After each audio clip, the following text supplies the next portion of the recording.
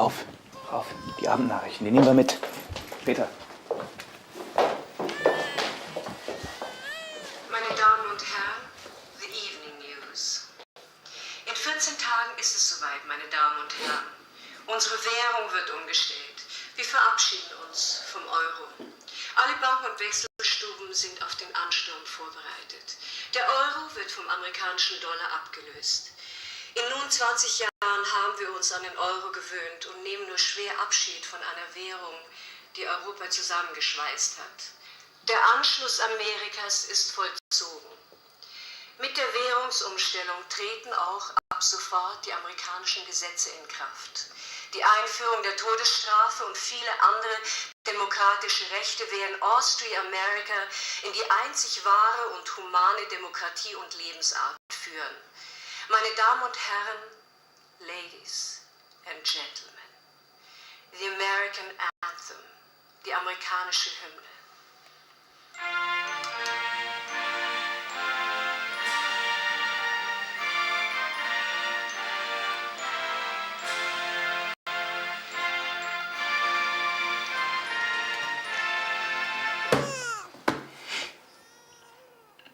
Geh mal schlafen. Wir müssen morgen früh raus. Wenn die Länder man nummeriert und nach Größe klassifiziert, dann hat sicherlich Mainz nicht die Rangnummer 1, weil es heute mehr hinten rangiert.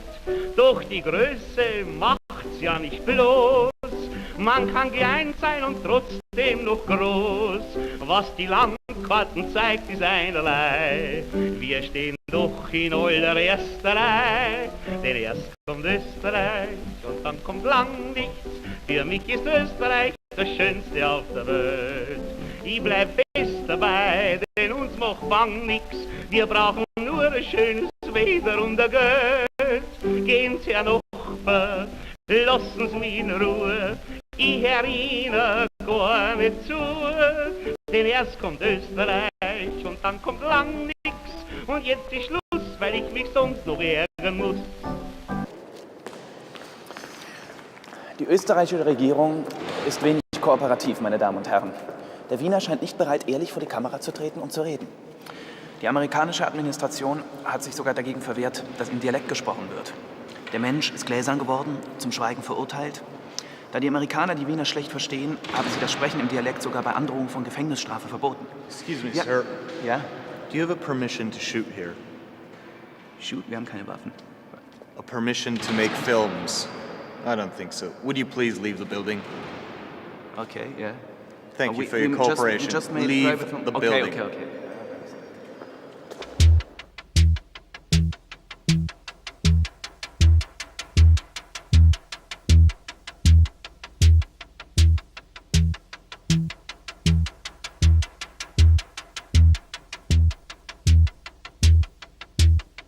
Wie wir für Sie herausgefunden haben, meine Damen und Herren, scheint es noch einige konspirative Gruppen zu geben, die sich in Kellerlokalen oder heimlich in den Wäldern draußen vor Wien treffen und obszöne Lieder singen, wo schon auch manchmal wo habe ich den Zettel? Ein Am Ohr schlägst mi oder ein Geh scheißen oder Kusch geflüstert wird. Tja, Amerika ist in Österreich, überall ist Amerika und wer opponiert, ist sein Feind. Meine Damen und Herren, das freie deutsche Fernsehen wird nicht müde, für Sie die Wahrheit herauszufinden. Wir geben nicht auf. Und auch wenn man uns mit Gefängnisstrafe droht. Scheißen auf die Angst, ja? So ein Brunzel gehen. Da. Hattet ihr da filmen? Ja. Ach so. Ja. Ja, wie der Heider noch gelebt hat, ne? Da hättet ihr können filmen. Da hättet ihr zeigen können, wie schön das Österreich ist, ne? Mit den Blären und Blären, Ja. wie gut, dass der Wiener im Herzen drin ist. Aber heute, ich meine, da weiß ja niemand mehr, wie es da drin ausschaut, ne? Sogar das Fressen wollen sie uns verbieten. Ich meine, da wirst du deppert. Na, sagen Sie doch sowas nicht. Ich halte das nicht mehr aus.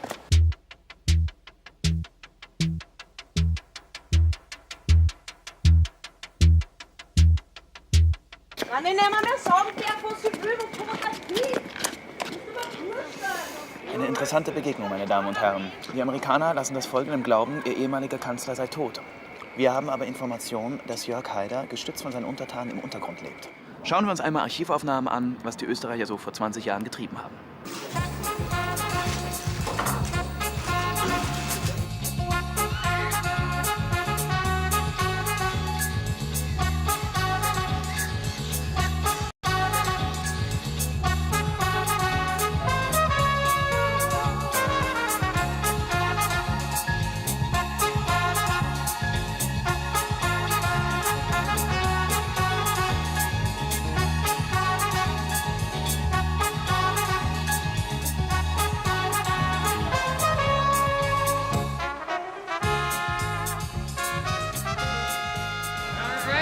wird, meine Damen und Herren, im Prachtpalast der irdischen Gefühle. Treten Sie ein in die Welt der Wunden. Wir zeigen Ihnen nicht die Dame mit den 3 Brüsten, die Eisschnellläuferin ohne Unterleib, den Affenmenschen oder den Mann mit den größten Eiern der Welt. Nein, meine Damen und Herren, wir zeigen Ihnen Geschichte. Sehen Sie zuerst die Hauptdarsteller unserer Show kurz vorgestellt.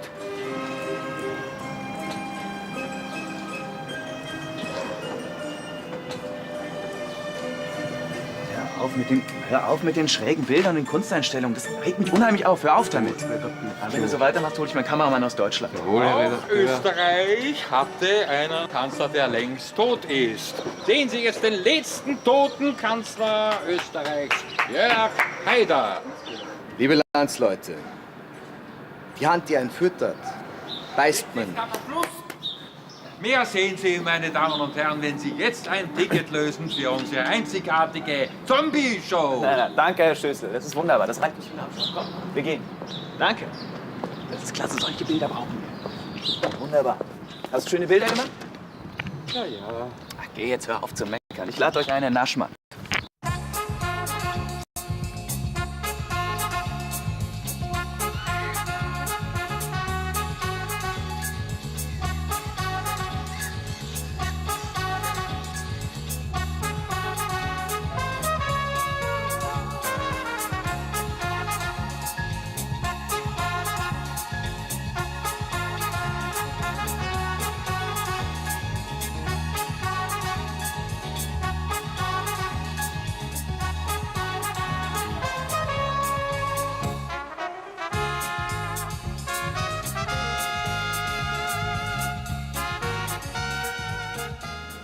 Guten Tag, dürfen Sie irgendwie kurz was fragen? Wir sind vom letzten freien deutschen Sender. Wir sind vom letzten freien deutschen Sender aus Berlin. Wir würden gerne eine kleine Dokumentation machen über die Situation Österreich heute. Ich steige schon in der nächsten aus.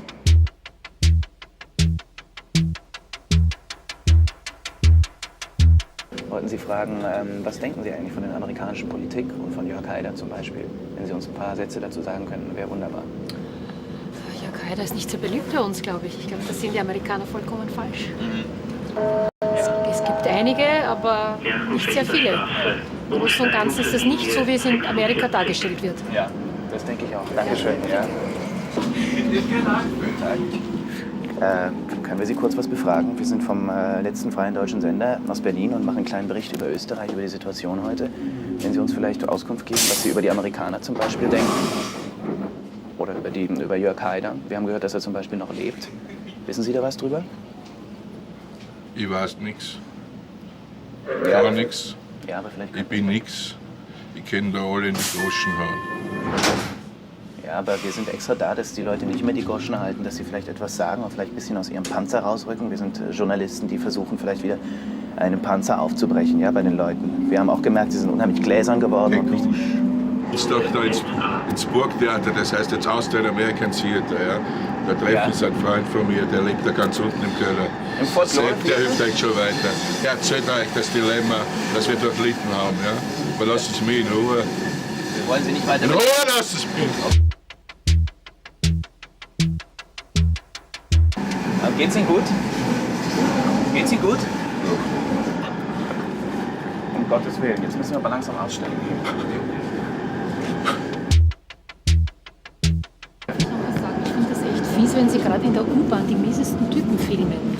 Die miesesten Typen? Ja, es gibt nämlich auch anständige und nette und Aber Sie sind Leute, doch zum Beispiel kein mieser Typ. Wir müssen leider weg, wir werden wieder verfolgt. dass Sie das gerade so aussuchen. Das Naja, hat man. nein, wir haben Sie ausgesucht, deswegen wir müssen leider weg.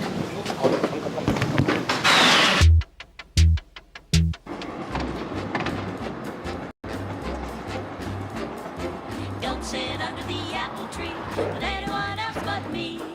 Anyone else but me. Anyone else but me. No, no, no, don't sit under the apple tree with anyone else but me. Till I come home to you.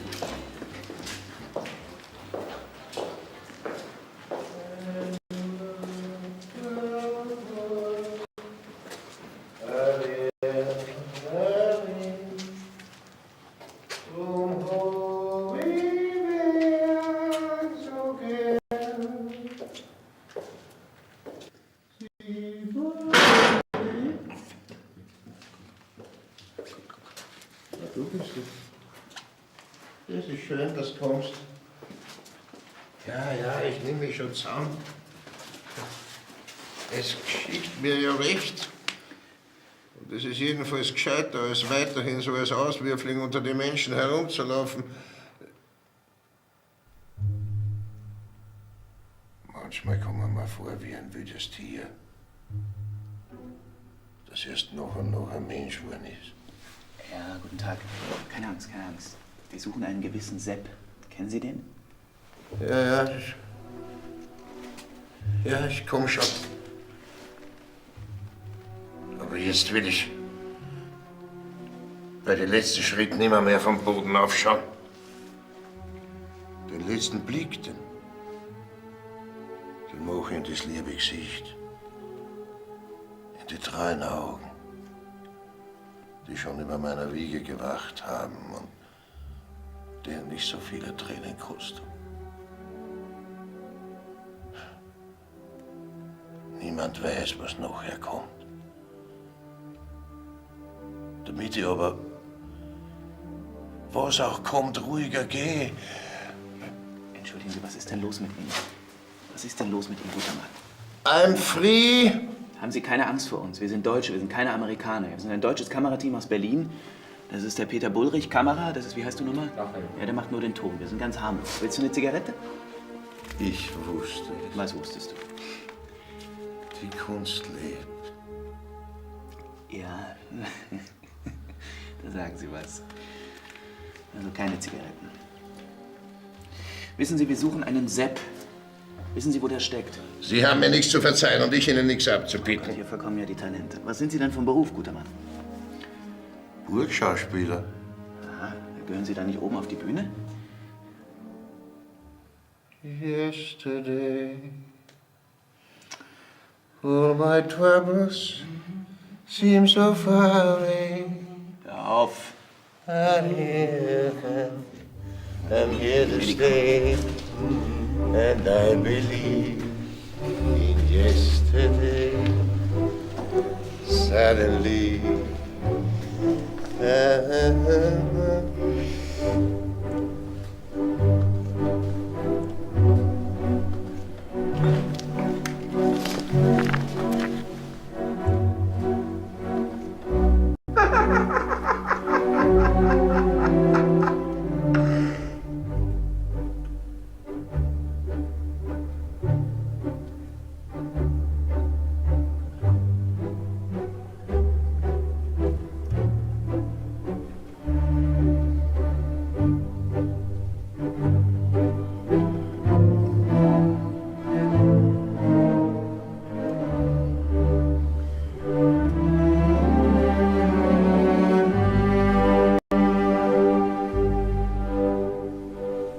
Ladies and Gentlemen, es gibt Kräfte in diesem Land, die glauben tatsächlich, Theater, Film reichen aus, um Bildung zu schaffen. Was kann denn Kultur schon leisten in dem Hohlraum von Form, wenn die Bäuche hungrig sind? Was unterscheidet denn die Dichter von den Bauarbeitern? Anson Struber, Nestro, so, bitte warten Sie einen Augenblick.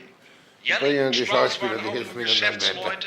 Die Subventionen abgezweigt haben, bevor sie in diese Paläste geflossen sind und Schauspieler und Intendanten reicher gemacht haben. Showbusiness!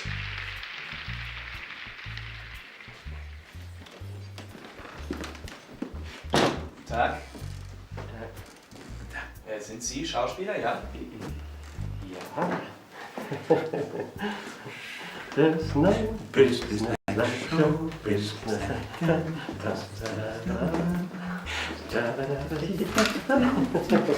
Sorry, das wird mir alles ein bisschen zu gefährlich. Wir müssen hier weg.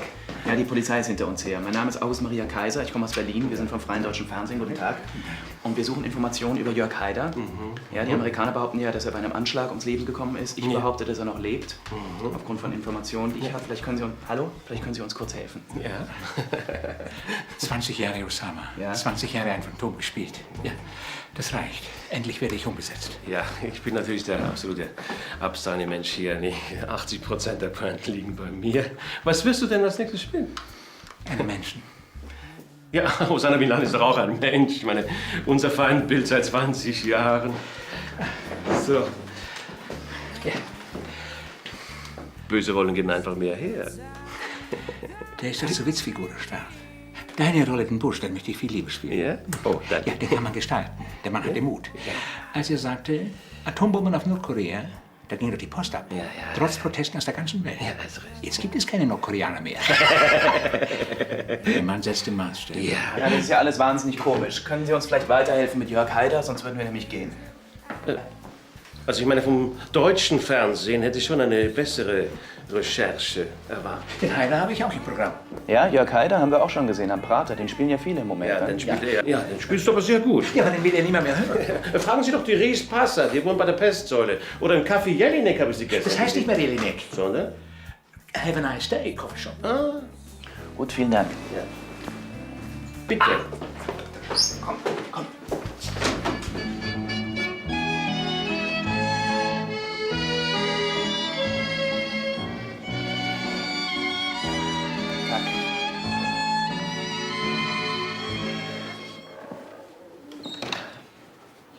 Rauchen darf man hier auch? Wollt ihr was bestellen? Kleiner Schwarzer. Kleinen schwarzen. Sie. Ausse. Ausse. Ausse. Ausse. Ausse. Ausse. Ausse. Herrns, manchmal da trampt man an Blödsinn zusammen, was jeder an sich schon erfahren wird haben. Da kommt's mein Schlaf nämlich grad so vor. Ich streit mit dem Werner Hamur.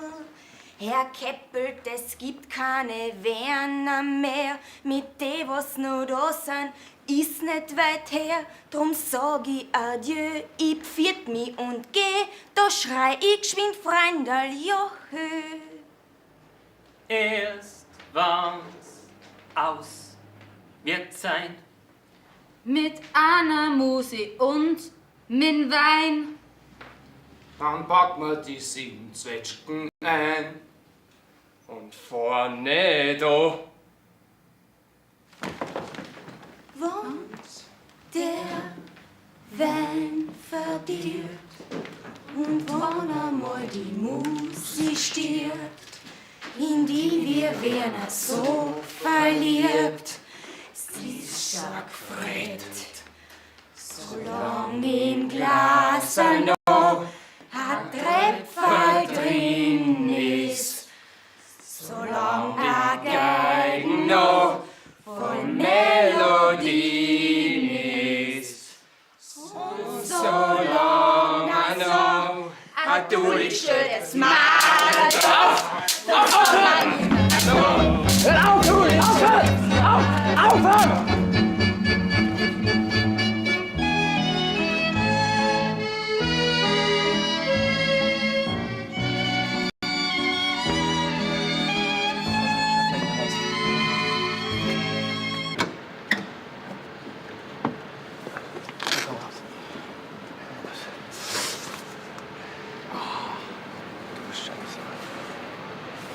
Entschuldigung. Geht's?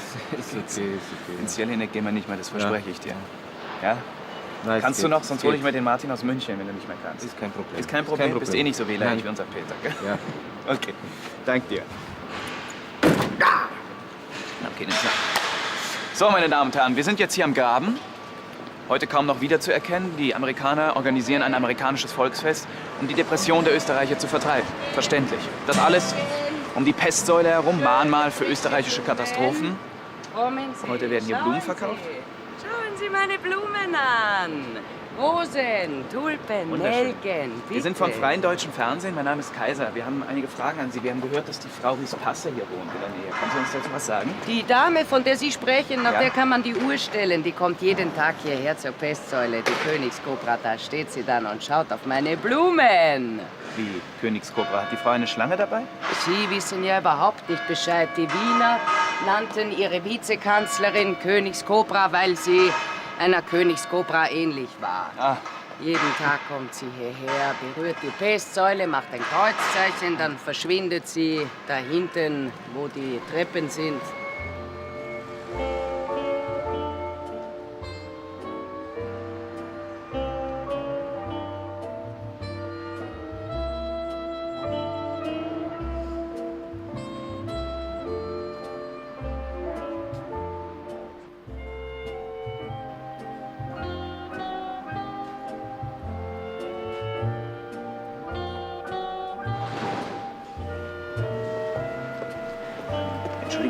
kurz.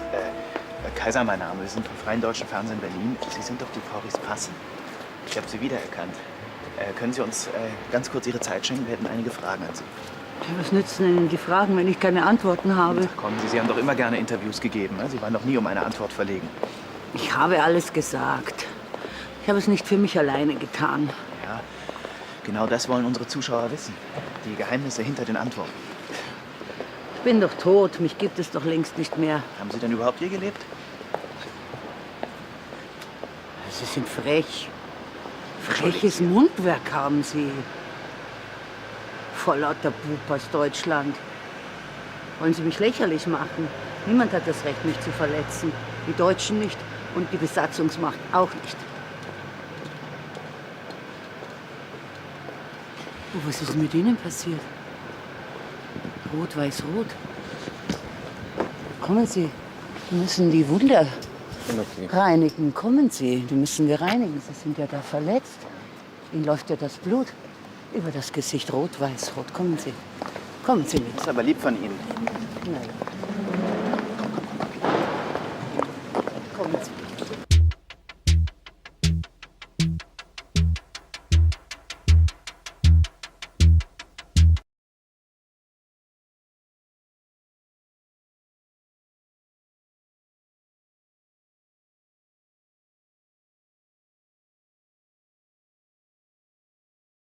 Bin auch ich gestorben.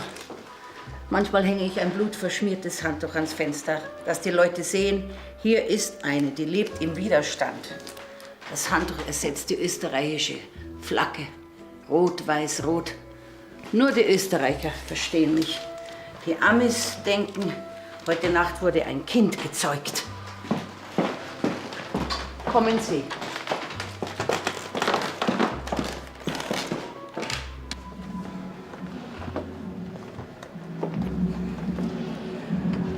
Ich habe schon lange keine Interviews mehr gegeben. Seit Jörgeli uns verlassen hat, ist meinem Leben der Sinn entzogen worden. Die Politik hat mich alt werden lassen.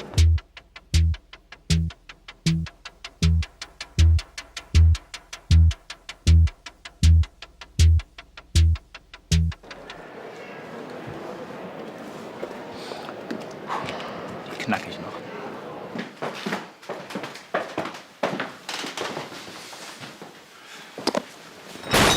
Passen Sie doch auf! Das war ein Geschenk vom Stoiber, dem deutschen Bundeskanzler. Entschuldigen Sie. Gott hab ihn selig. Ach, in den entscheidenden Fragen haben wir uns immer so gut verstanden. Der Anschluss Österreichs an Deutschland war ja längst geplant. Eine Sprache, eine Nation im westlichen Europa. Ohne Hass, rein und selbstbewusst. Auch die Ausländerfrage, die hatten wir so schön in den Griff bekommen. Gab es denn noch Ausländer zu Ihrer Zeit? Ja, unsere Umsiedlungspolitik war doch ein großer Erfolg. Ich meine, wir nahmen den Deutschen 30% ihrer Ausländer ab. Die UNO-City wurde zum Paradies für die Türken, Albaner, Palästinenser, Inder, Ostasiaten und andere Kulturen. Keine Vermischung mehr mit den Österreichern. Ja, ein unsichtbarer Zaun schützte die Ausländer und ihre Eigenarten. Auf mein Einwirken hin wurden ja die Ausreiseformalitäten, ich meine natürlich die Einreiseformalitäten für die Ausländer auf ein Minimum reduziert. Auch wenn wir einmal einen Couscous essen wollten, dann fuhren wir immer in die Tschuschen City. So nannten die Wiener liebevoll die UNO-City. Dort erfuhren wir dann die große Dankbarkeit und die Gastfreundschaft der Ausländer. Wenn sie wiederum der deutschen Sprache mächtig waren, dann durften sie auch mal die Kärntnerstraße besuchen. Kontrollposten überprüften ihre Sprachkenntnisse und schrieb dann einen Tagespass aus. Somit hatten sie dann freien Eintritt für 12 Stunden. Das Geld, das wir wiederum in die Tschuschen City brachten, gaben die Ausländer dann wieder in Wien aus. Das Bruttosozialprodukt stieg und das Selbstbewusstsein damit auch von den Wienern. Keine falsche Ausländer- oder Sozialpolitik.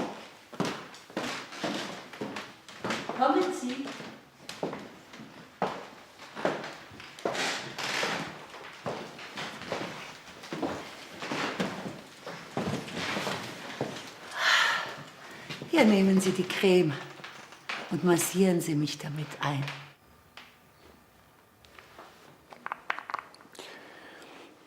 Ich kann das nicht. Kann das nicht einer von euch machen? Ich muss mich konzentrieren.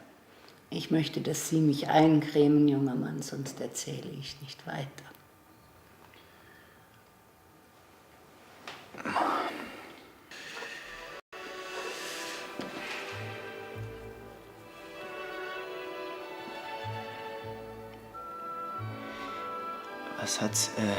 Was hat Sie denn an Herrn Haider so fasziniert?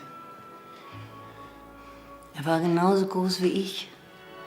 Ich konnte ihm in die Augen sehen. Sie haben auch schöne Augen. Oh, danke. Sie erinnern mich an Jörgeli.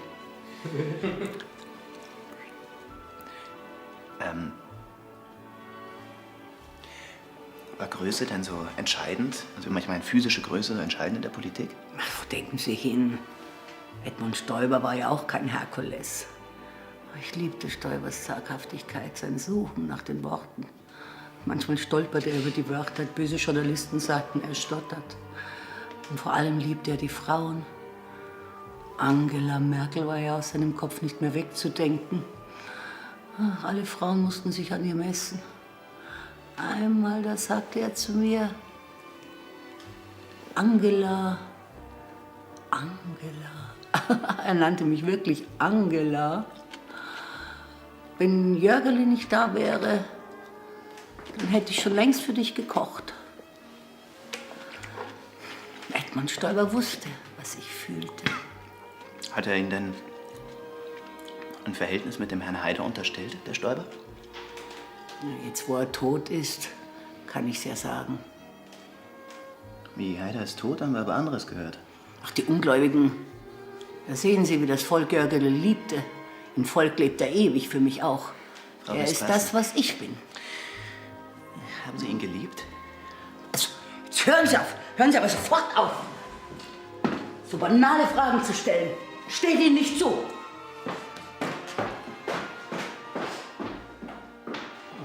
Scheiße. Ihr dürft nicht lachen, wenn sie da ist. Dann ist alles kaputt. Das hat ja viel gebracht jetzt. Politiker ohne Machtausübung, die mag ich besonders. Die sind so wehleidig. Können wir nicht gehen? Das wird doch nichts mehr. Bitte, lass uns noch ein bisschen warten.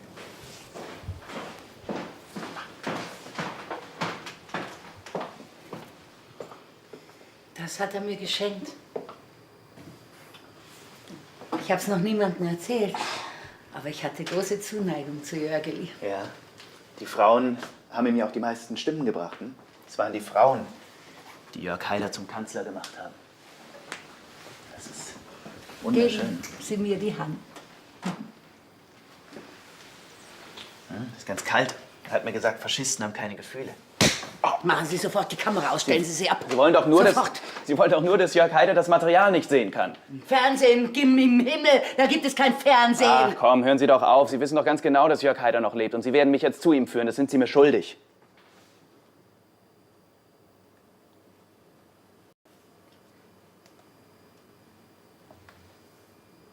Ich war die Geliebte von Haider.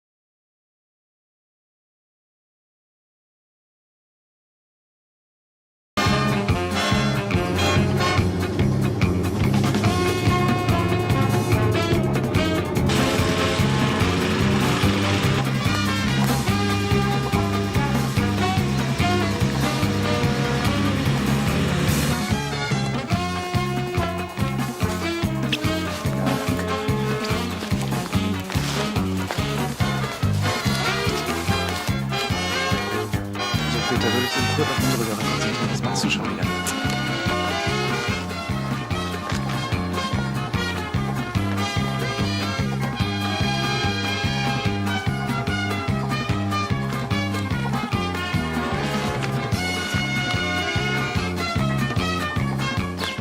Susanne Ries-Passer gab uns einen geheimen Plan, den ein Herr Grasser, ein ehemaliger schmalbrüstiger Finanzminister, ihr zugesteckt hatte. In einem Steinbruch bei Steinhof soll eine CD-ROM vergraben sein, auf dem Haider eine Grundsatzrede an das Volk halten soll. Es sollte uns weiterhelfen, Haider aufzustöbern. Das muss viel sein.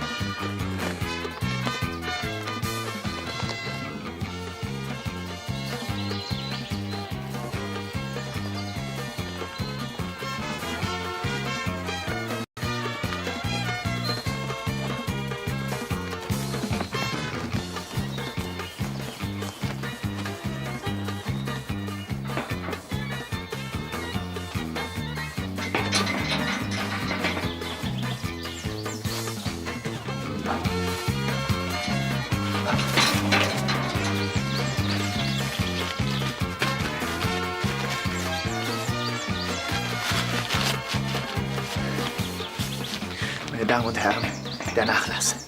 Das, was hier passiert ist,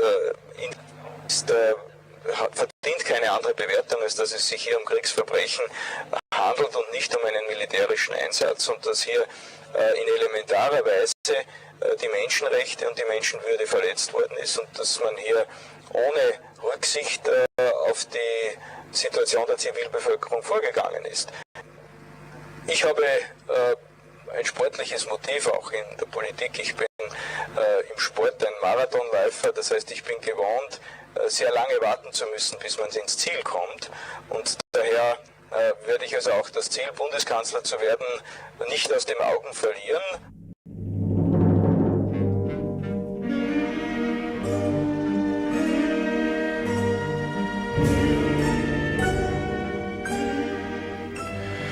Austria-America nennt sich zwar Demokratie, aber Parteien sind nicht zugelassen.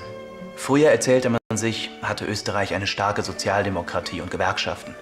Die Genossen von einst sind alt geworden oder ausgestorben. Ein Herr Schüssel, der seine Nase immer nach dem Vorteil streckte, war eine große Koalition mit den Sozialdemokraten eingegangen. Haider wurde bei den darauffolgenden Wahlen knapp zum Kanzler gewählt. Die Österreicher, ein Volk, das Adolf Hitler beim Einmarsch in Österreich zuwinkte, ihn verehrte, die das Gas für die Judenmorde finanzierte, schämte sich der Mörder nicht und rächte sich an den Sozialdemokraten, indem sie Haider zu ihrem Kanzler machten. Ich habe mich gefragt, was ist aus den Kämpfern von einst geworden? Wir besuchen sie in der letzten Bastion der Sozialdemokratie, im Arbeiterheim Helenenthal. Hallo, Tag. Freies Deutsches Fernsehen, Kaiser mein Name. Wir bräuchten kurz Ihre Hilfe. Können Sie uns sagen, wo der Sepp ist? Was für ein Sepp? Sepp Hinterhirsel?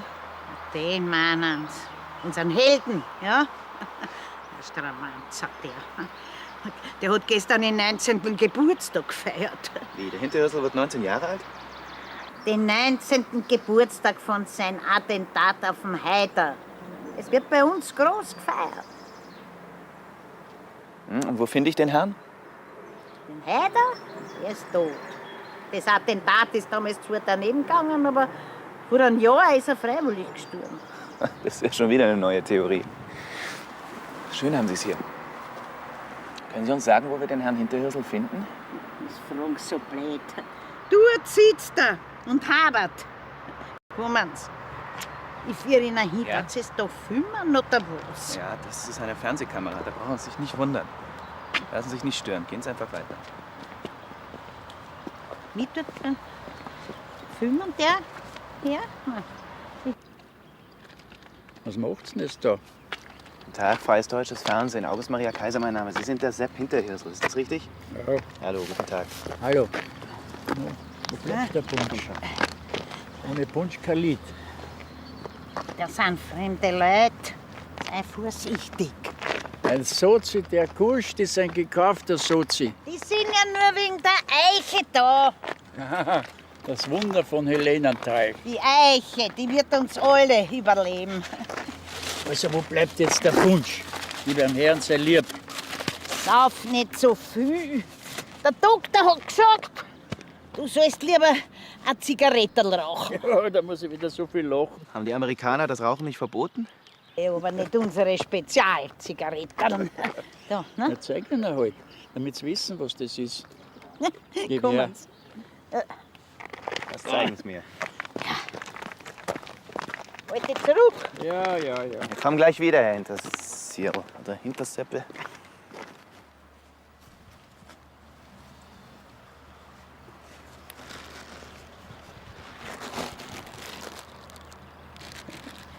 Wir sind davon umzingelt. Ein Geschenk der Natur, das langt bis zum Tod. Ja, das ist unser Widerstand. Da leben wir die Freiheit, die was uns genommen haben. Wir machen 2 Züge und die Sozis sind wieder an der Macht. Probieren Sie es. Machen Sie einen Zug. Dann lassen Sie die Filmerei gleich bleiben. Und wenn Sie die Ohren spitzen, dann können Sie vielleicht hören. Unseren Bruno in Kreisky. Dann spricht er zu uns wie früher. Er nimmt uns bei der Hand und passt auf, dass wir uns nicht erstessen und den Verstand verlieren.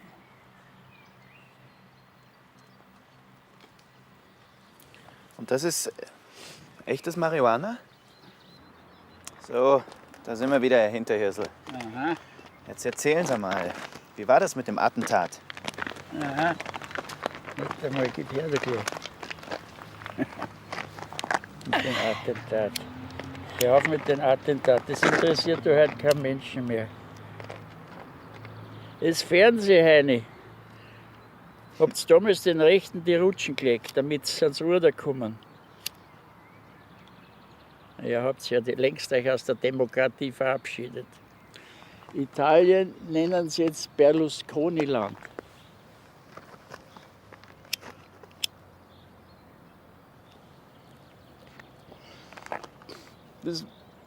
Das ganze Land eine Firma. Ihr habt ja keine Ahnung von der Marktwirtschaft, so schaut's aus. Wir sind der Beweis für Aufrichtigkeit. Die suchen ja nur die Sensation hinter der Wahrheit. Hör auf! Die Biefke, die machen noch einen Fernsehstar aus dir auf deine alten Tage. Ja. Wissen Sie, das mit dem Attentat damals, das ist ja deswegen daneben gegangen. Er war Kölner, Ja. nämlich im Machfelderhof. Das war so ein Innenlokal, so im K&K-Look. Und die Blauen, die waren immer dort, denen hat es dort gefallen. Und da hat er doch tatsächlich den Heider einen vergifteten Wein serviert. Aber der Trottel, vor lauter Aufregung hat er so zittert, dass er die Glaseln vertauscht hat und das hat den Westen Taler erwischt. Dem ist der ganze Dreck runtergerunnen. Potzt hat er sich. Ja, aber alles ist aus ihm rausgeheult, die ganzen Lug und die ganzen Verbrechen hat er alles in Heiter ins Gesicht gespieben. Da hat er nicht einmal mehr lachen können. Am nächsten Tag ist aber alles groß auf der ersten Seite in der Kronenzeitung gestanden, gell? Sagen Sie, was ich schön finde, ist, dass Sie beide so wienerisch reden. Da haben Sie noch Mut, hä? Das ist ja verboten heute. Da sind wir nicht die Einzigen. Hören Sie zu. Im Naturhistorischen Museum treffen Sie jeden Donnerstag nach der Sperrstunde ein paar Leute vom Volksverein zur Erhaltung der Kräuter. Die reden auch wienerisch. Aber wie? Ja, naja, früher einmal, da haben sie am Donnerstag am Höldenplatz gegen einen Heider demonstriert. Hat nichts genutzt, aber ein Heider hat es ja dann trotzdem einmal erwischt. Ja. Naja, also, weil wir taugen nicht als Opfer. Wir haben den Hitler überlebt, wir haben den Schüssel überlebt, wir haben den Heider geschnitten und die Amis, die können uns überhaupt alle im Arsch lecken. Na, du bist aber fein vor der Kamera. Na, was wahr ist. Wir werden alle überleben. Jawohl. Also. Völker, hört die Signale auf zum letzten Gefecht. Die Internationale erkämpft das Menschenrecht.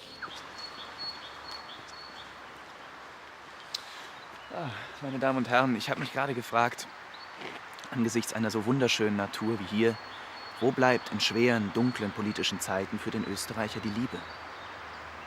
Ja, die Liebe, meine Damen und Herren. Dieser Ort hier war früher ein Ort der Zusammenkunft und ich würde Ihnen gerne mal zeigen, wie das vielleicht früher ausgesehen haben könnte. Dazu brauche ich mal ganz kurz die Kamera, Peter. Ja, und ich brauche euch beide mal ganz kurz. Vielleicht umschlingt ihr euch mal ein bisschen. Ja, wie ein Liebespaar. Ich brauche euch jetzt als Liebespaar. Sehr schön. Und jetzt geht mal diesen wunderschönen Liebesweg entlang. Ein bisschen mehr wie ein Liebespaar, nicht wie zwei steife alte Opas. Na komm, kuschelt ein bisschen noch. Und wie heißt es auf Wienerisch? Gibt's euch mal ein Bussal? Ja? Na komm, Peter, du bist schon wieder so steif wie immer.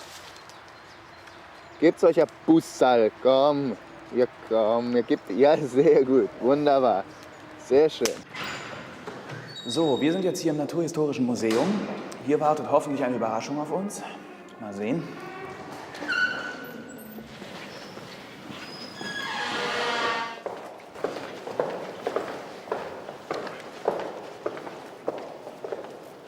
Da müssen wir lang. Oh ja, das scheint er zu sein. Hallo?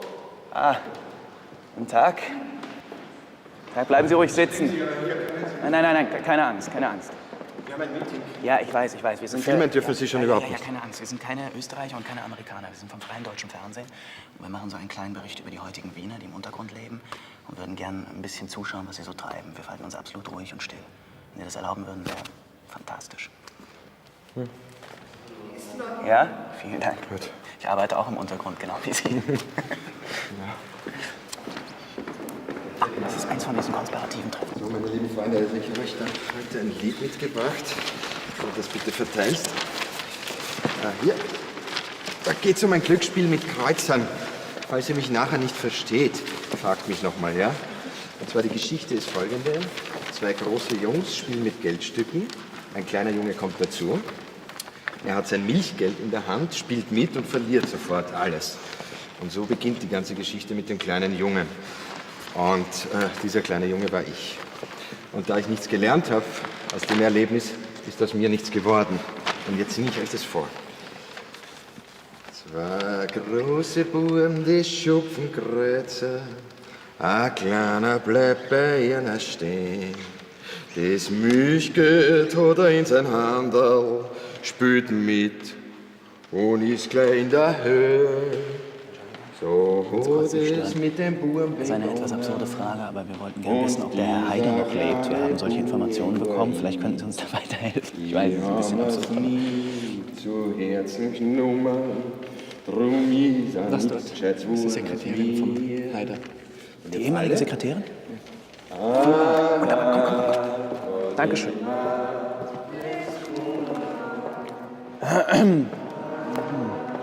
Guten Tag. Entschuldigen Sie. Entschuldigung. Wir haben aus der Runde die Information bekommen, dass Sie die ehemalige Sekretärin von Herrn Haider waren. Vielleicht können Sie uns helfen, wo wir ihn finden können. Lassen Sie mich in Ruhe, ich weiß gar nichts. Das habe ich gewusst. Ich bin leider nicht da, Sie in Ruhe zu lassen, gute Frau. Ich bin Journalist. Meine Aufgabe ist es, das Krebsgeschwür der Gesellschaft aufzuspüren. Glücklicherweise habe ich weder Krebs noch ein Geschwür.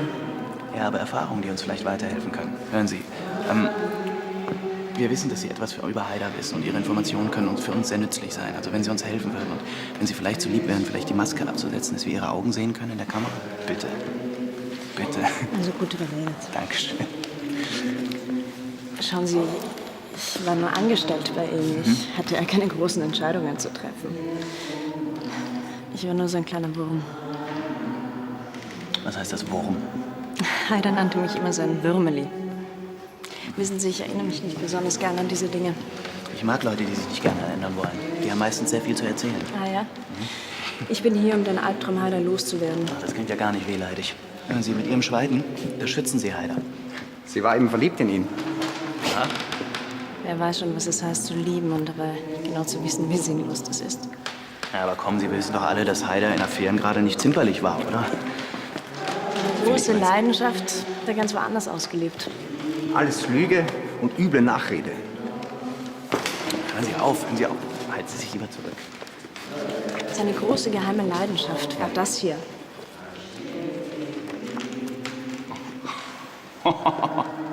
Das ist ja schon eine Überraschung. Das ist ein echter Kärntner, hm? Kann ich das behalten?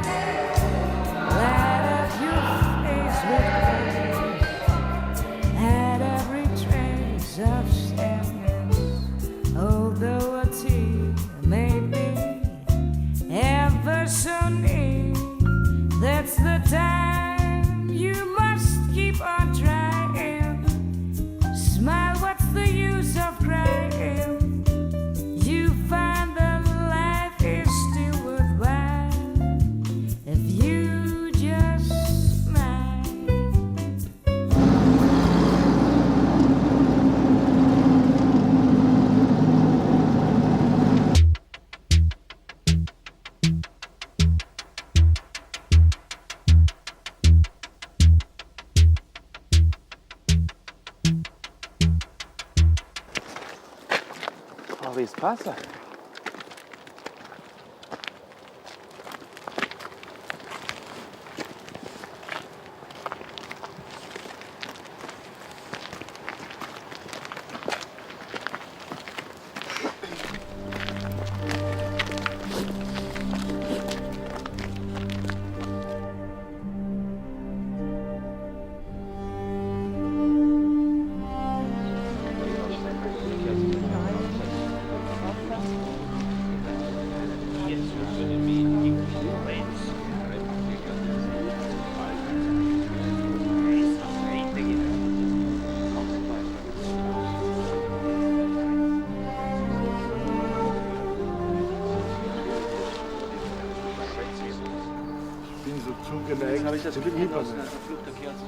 Blicke entnommenen Futteralen der Seele, ich lese sie wieder.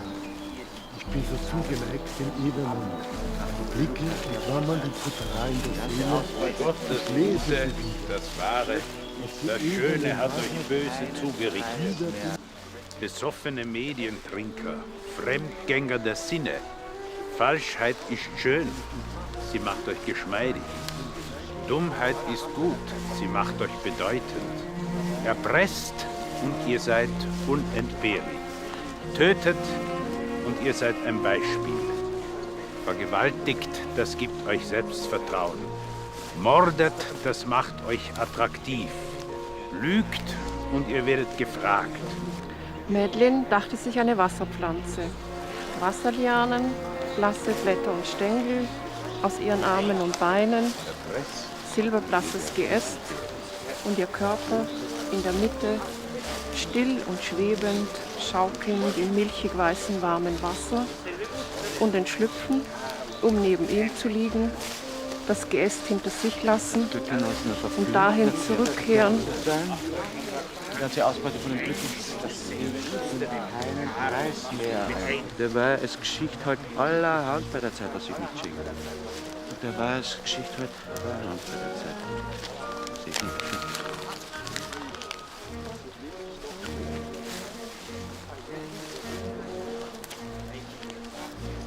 Ich bin so zugeneigt den Ebenen.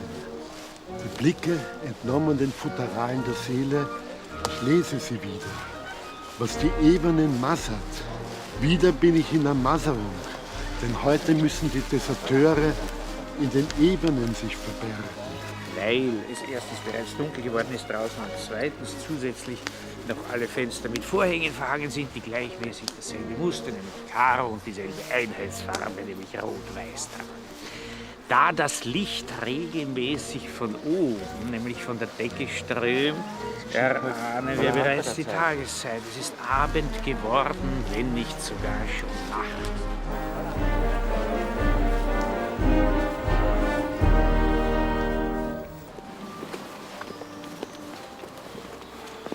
Wenn jetzt Oskar Werner um die Ecke kommt, drehe ich durch.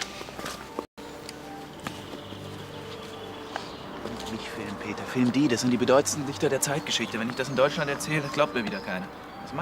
Was wird denn das? Was soll denn das, Peter? Das ist ja kein Film, was wir da machen. Was soll das überhaupt? Ganze heiler Scheiße, das ist ja alles Kopie. Das war schon und war viel besser. Und so wird das nichts. Kein Mensch will den Trottel mehr sehen, der ist tot. Verstehst du das? Macht ihm viel zu wichtig. Gibt ihm viel zu viel Aufmerksamkeit. Das ist politisch völlig unverantwortlich. Psch, seid ruhiger. Da ist ein Ort, wo nur die Dichter reden.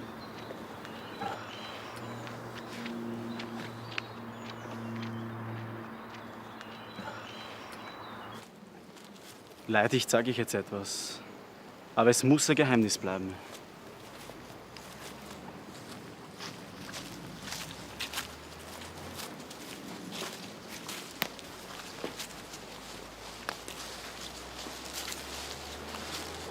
Das ist die neue Zeit. Du, Georgi, Was ist denn? ich hätte ein paar Leute. Ja, stellt euch hin, aber seid ruhig. Also, die Amis können uns am Arsch lecken! Noch ganz wichtige Worte gefunden, die früher gang und gäbe waren und die leider jetzt unter dem neuen System verboten und vergessen sind. Wir schreiben sie uns auf, wir merken sie uns, es ist aber unser Geheimnis. Habt ihr mich verstanden? Es darf niemand davon wissen, aber später, wenn die gute Zeit wiederkommt, könnt ihr es herausnehmen und dann könnt ihr schon die schöne alte Sprache. Es ist unser Geheimnis. Wir sind ein Geheimbund. Habt ihr mich verstanden? Pass auf. Braucht man jeden Tag. Futt und Beidel sind Geschwister und der Arsch ist Kriegsminister. Das ist kein Witz, das war früher ein ganz wichtiger Satz, den jeder Politiker gekonnt hat. Schreibt ihn auf. Ja, es klingt lustig, es ist aber ernst, weil wir reden über tote Dinge, die wir wieder zum Leben erwecken müssen.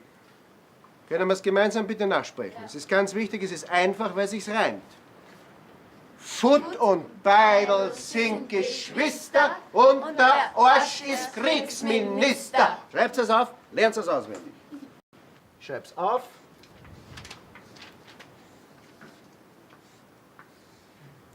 Wichtig. Beidel könnt schreiben, wie es wollt. Ihr braucht sich nicht schämen, es ist eine kleine Religion, die wir hier haben. Sie ist noch nicht verbreitet, aber sie wird einmal ganz mächtig werden. Und du, steh auf. So Leute, könnt ihr schon einmal aufgefahren? Ich komm gleich nach, ja? Na, Sie Künstler, was denken Sie? Ich habe nur gerade daran gedacht, dass es bestimmt auch irgendwo ein Waldstück gibt, wo Sie Hitlers Mein Kampf auswendig lernen. Susanne, Susanne. Sie wissen mehr, als Sie sagen. Was haben Sie den Amerikanern eigentlich gesagt, dass die uns so schnell freigelassen haben? Ich habe Ihnen eine Kopie von eurem Film versprochen.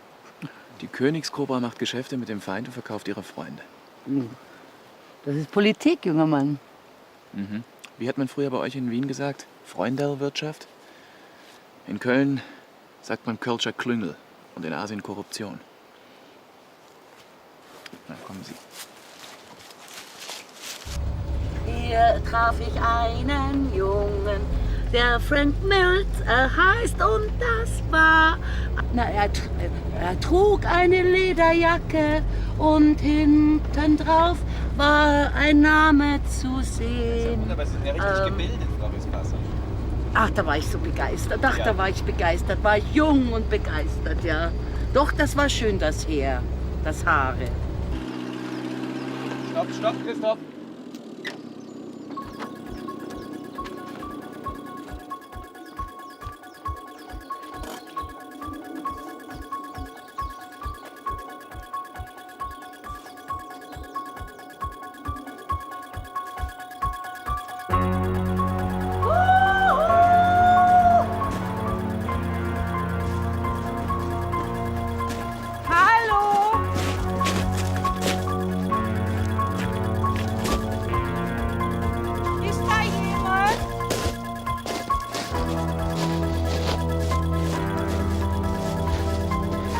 Setzen Sie sich her, Frau Mispasser. Dankeschön. Gut, dass ich meine Schuhe noch gewechselt habe. Oh, So, klopft mal aus. Dankeschön. Und jetzt lasst den Heider sein. Jeder Tote hat Recht auf die ewige Ruhe. Du redest mir ein bisschen viel über den Tod und über das Sterben. Was macht dich denn so depressiv? Der Heider war ein schöner Mensch. Dann schreib doch ein Buch über ihn. Kannst du überhaupt schreiben? Heider im Totenhemd. Der Heider war halt ein Liebling. Das Volk auf dem Land, das denkt sowieso andersrum. Der Heider war ein Prophet. Ich habe alle seine Reden gehört. Für mich wird er immer leben. Ja, dann gratuliere ich aber.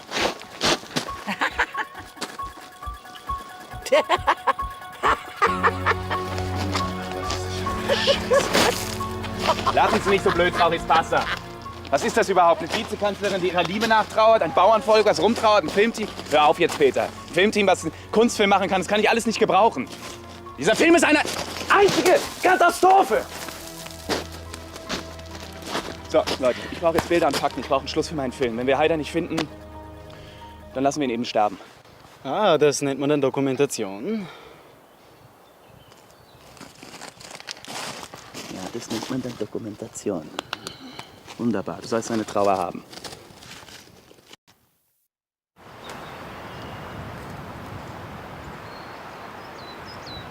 Peter, cut.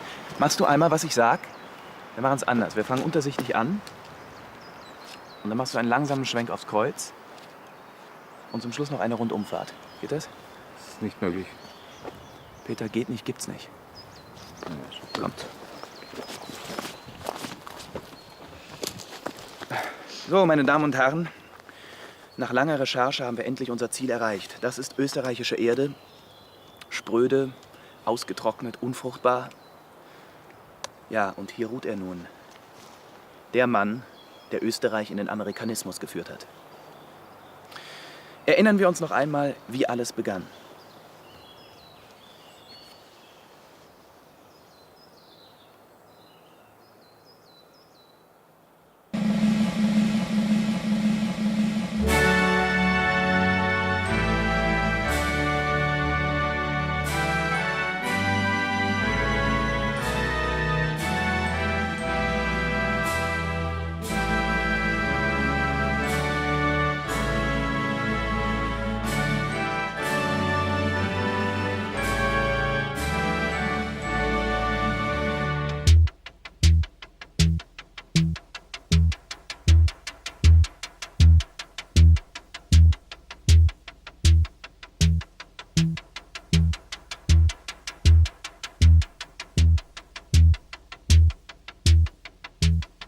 Da, der Schüssel! Da, der Jörgeli! Sind Sie sicher? Da, ja! Na, wie kann ich den denn je vergessen? Da! Kommen Sie. Wir brechen hier ab, wir brechen ab und Jörgeli! verfolgen den Traktor. Kommen Sie, Frau Mispasser, schnell. Kann doch nicht mit dem Rock, wie so...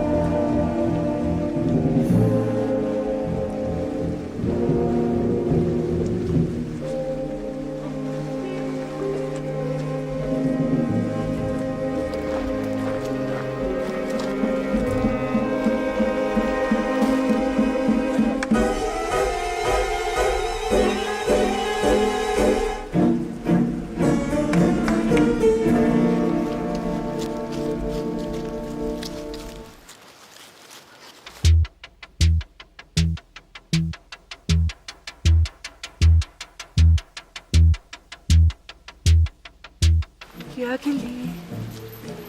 Jörgeli. Jörgeli. Kennst du mich? Jörgeli.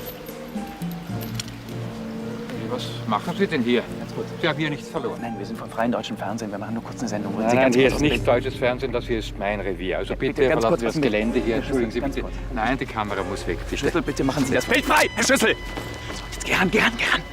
Und dann zieh auf in der Totale. Das ist Wahnsinn, Wie die Schlussszene in Jud Süß, komm an. Erkennst du mich? Jörgeli, ich bin's, deine Vize. Wie kann ich vergessen, was mich so lange gequält und betrogen? Jörgeli.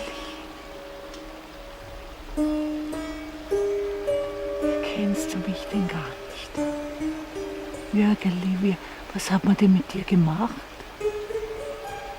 Was hat man denn nur mit dir gemacht? Schüssel hat mich betrogen. Wir ziehen durch das Land und machen eine Show. Jeden Tag 2 Vorstellungen. Und er führt mich als Heider vor, das Monster. Die Leute bespucken mich und lachen hämisch über mich. Aber manchmal kommen einige und fragen mich, ist das der Sieg? Ist das der Endsieg? Bist du der Endsieg? Ja. Können wir wieder von vorne anfangen? Ja, du bist meine Hoffnung, Jörgeli. Fantastisch, großartig. Das sind die Bilder, die wir brauchen. Jetzt wird die Welt verstehen. Geh näher ran, Peter. Geh näher ran. Komm doch rein. Du bist meine neue Hoffnung. Ein Heider, der lässt sich nicht unterkriegen. Du wirst wieder Reden halten und sie werden dir zuhören und sie werden dich feiern. Ein Heider wird wieder ganz groß werden. Du bist das neue Gewissen. Du bist unser Gewissen.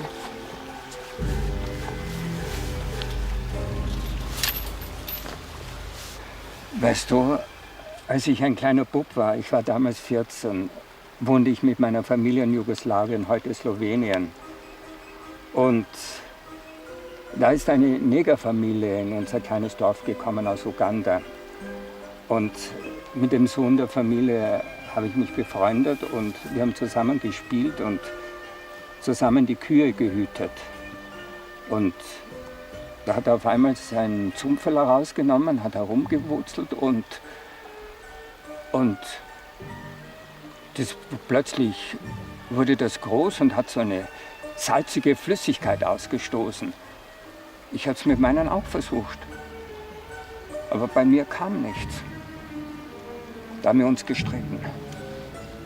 Und er hat mich an den Haaren gezogen, in den Winkel geschmissen, dass ich eine Gehirnerschütterung bekommen habe. Ich habe heute noch manchmal Kopfschmerzen. Deshalb hasse ich die Neger.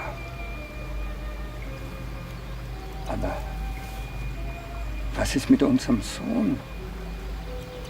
Hast du irgendwie herausgekriegt, wo er sich jetzt befindet? Jörgeli, ich glaube, es ist besser, wenn er nicht weiß, wer seine Eltern sind. Wie alt mag der jetzt sein? Wir haben ihn vor 24 Jahren gezeugt. Ich hätte ihm viel zu erzählen. Ich hätte ihn zum Finanzminister gemacht. Was hast du denn mit den vielen Euros gemacht, die du bei der Flucht mitgenommen hast? Schüssel hat mir eine Falle gestellt. Lebt denn dieser Gusenbauer noch? Die Sozialdemokratie ist tot. Das haben wir geschafft. Darauf können wir stolz sein. Jetzt gehört Europa den Amerikanern. Das haben sie jetzt davon. Wer ist denn dieser schmalspurige Lungenpfeifer? Ein Journalist aus Deutschland. Ich mag seine Augen. Er hat so was Fanatisches. Er ist mir nicht unähnlich. So könnte unser Sohn sein. Weißt du noch, Jörgeli, er hatte so eine Narbe da an der rechten Schulter von deinem Biss, so wie Sie. Was reden Sie denn da? Das ist ein Zufall. Wer sind Ihre Eltern, Herr Kaiser? Das weiß ich nicht. Ich bin als Waise groß geworden. Weißt du noch, Jörgeli, damit es niemand erfährt, hast du unseren Bub doch in die Donau geworfen. Und dann sind wir in die Kirche gegangen, weil es so besser ist für Österreich, hast du gesagt. Moment, ganz kurz, stopp. Um Himmels Willen. Ganz kurz, ich bin in Ungarn groß geworden, von einer deutschen Familie großgezogen worden.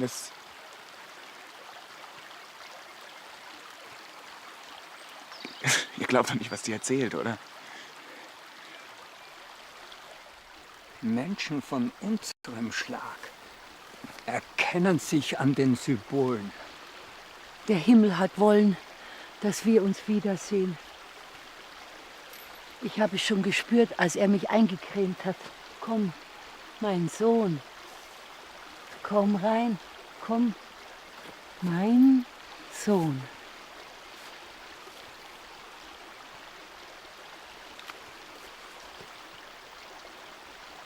Mir wäre ein Hackenkreuz lieber gewesen als ein Biss.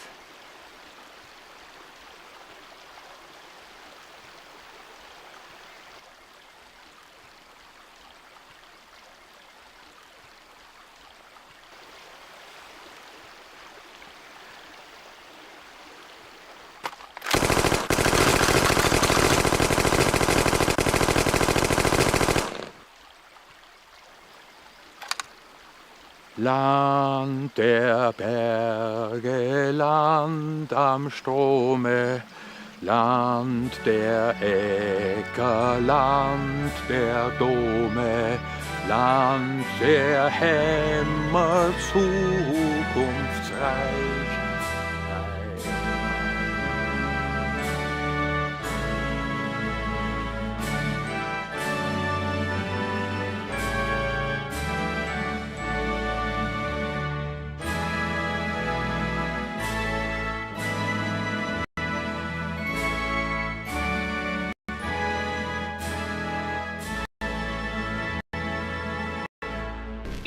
Der Mensch auch noch so blöd, dass es höher nicht mehr geht.